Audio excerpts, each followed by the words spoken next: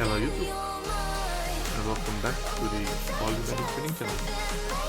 Swap my display there you go. Yeah, today a video about the Dell Latitude 7350 Detachable. I had to think a bit about the name because they sell a laptop that has basically the same name without the port Detachable on it, which is basically a laptop from 2015 or something. Why they're choosing this naming scheme, I have honestly no idea, because internally they're all very different from this. This comes with a Intel i5 135U Ultra or some shit like that. They have different SKUs with like an i7 and stuff. I didn't need that much power, and this one honestly is the more bang for the buck laptop. I bought this back in the day, 8 months ago, so I've been using this for 8 months, so I think I know what I'm speaking about with this device. For about 2,000 something euros, and yeah, I mean they're priced down quite a bit obviously now, but it's still a great device. So I just want to make a little review on it. They still sell these new for the next foreseeable future, and they're great as in they're very serviceable, which I'll explain later. And it's just overall I don't have any issues with it, minus a few little things, but they're usually just user preferences. There you go. You can get either the main laptop slash tablet, I guess, on its own. No one really does that. They get it with a keyboard included. This is called the collaboration keyboard because on the top it has some lights that will light up when you're in Microsoft Teams with mute, share button, and end call buttons. They're kind of nice to use. Other than that, it has no extra functionality. It's backlit, as you can see. Well, maybe not see because of the lighting here. It's backlit. It has a annoying co-pilot button that I absolutely despise.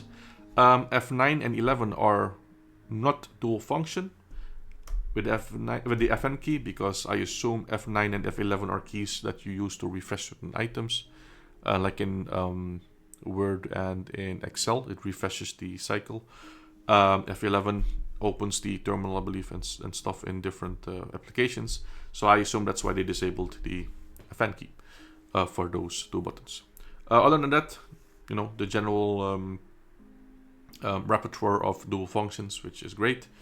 You can change in the BIOS or in the settings how long the backlit stays on to preserve battery, and obviously to not burn out these LEDs over the few years you'll have this device.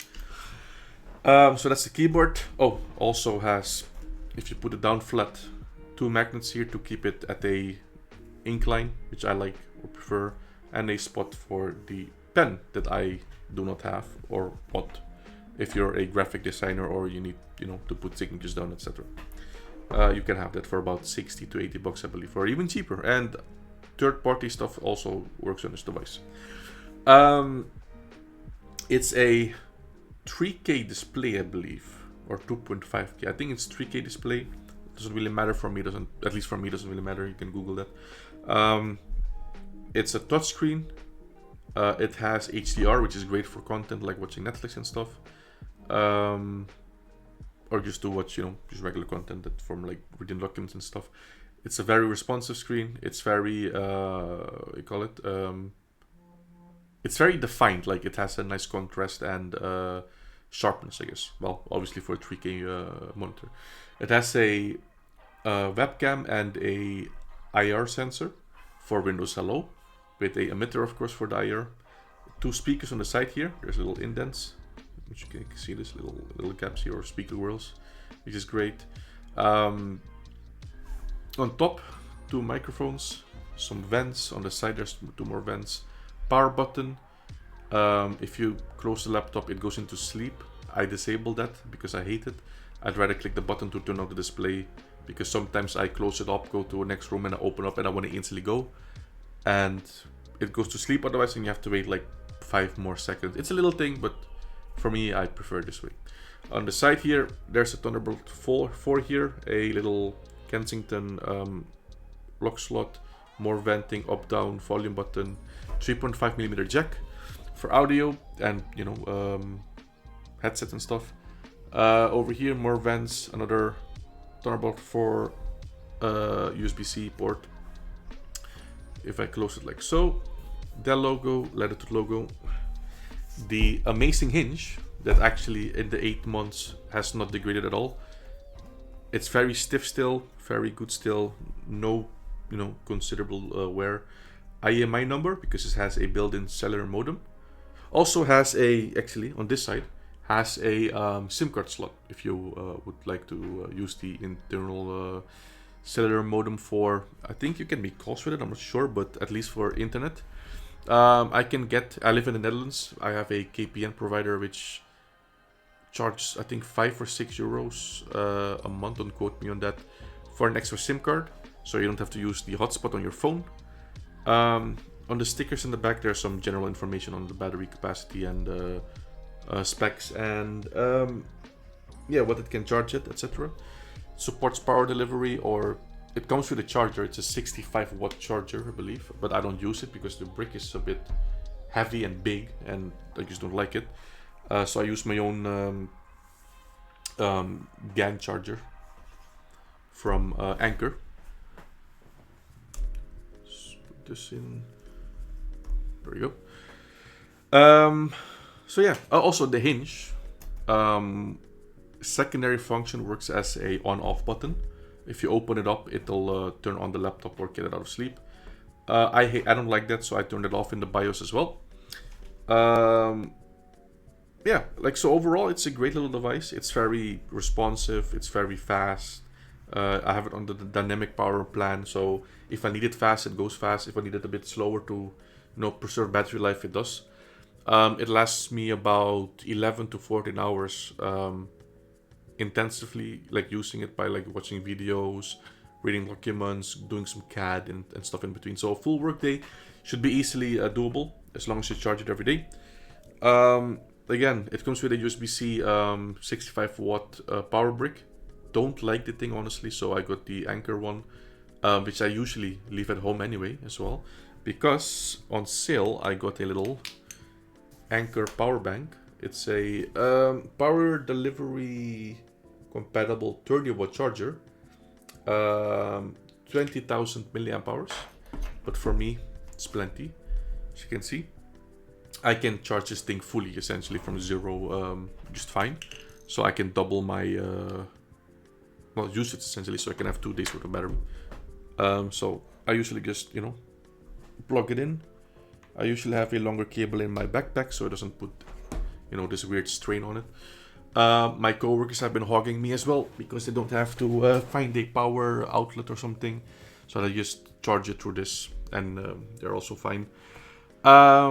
Yeah, one qualm I have with it is I used to use this little mouse over here. It's a little Logitech mouse I use from an old laptop that has a little dongle.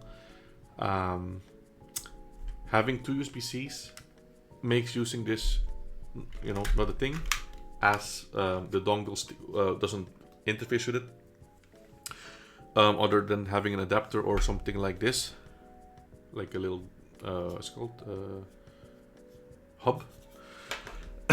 So it doesn't make any sense, so I'll be upgrading this for a Bluetooth one. I have at home a MX Master 3, this thing, that has Bluetooth functionality.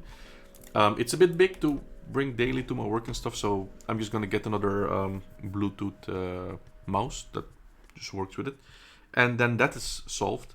However, sometimes you have to plug stuff in, like displays, for conference or something, USB sticks, whatnot, dedicated wired internet, because they don't allow wireless in some places I go to. So I have this thing, which I will be getting rid of ASAP soon. I can plug it in.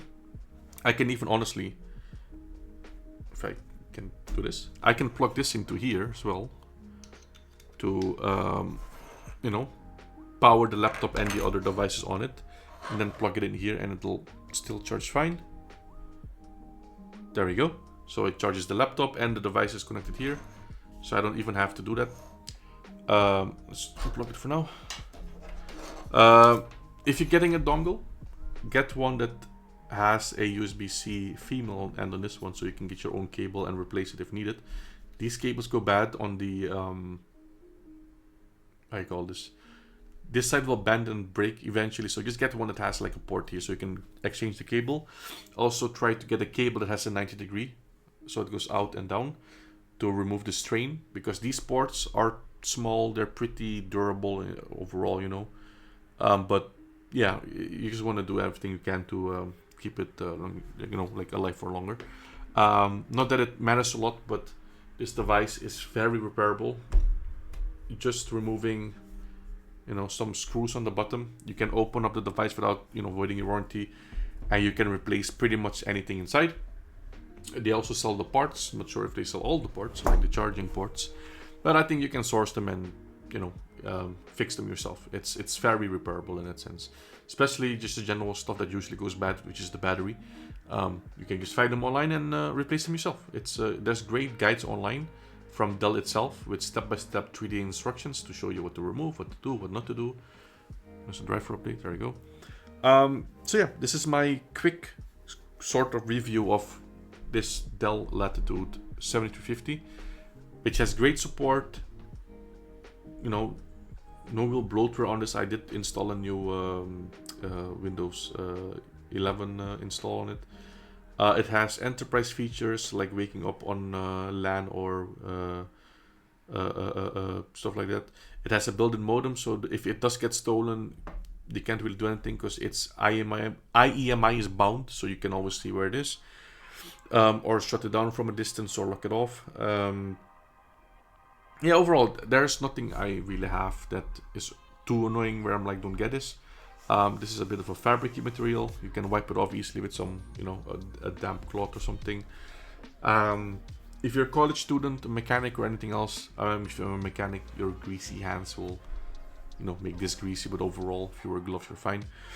It's a great laptop overall. I haven't had any issues. It's a great buy. It's a bit on the more expensive side, but for what you get, it's justifiable, I guess, to an extent. Yeah. Also, it doesn't get really hot. Even on max power, it gets warm to the touch, but it doesn't, you know, get super hot or anything. And during regular use, it's a nice, you know, 30-ish to 40 degrees. Since it's cold now, I just hold my hands here usually to warm them up a little bit when I'm reading through documents, and I just scroll like this. But yeah, overall, enjoyable little device. That's about it. Thank you for watching. Let me know if you have one of these or plan to get one. You know, there's thousands and thousands of laptops out there, so the chance of you getting this one specifically is small, but I just wanted to share my thoughts on this device that I've now owned for about 8 months or so. So thank you for watching, and till the next review. Bye bye.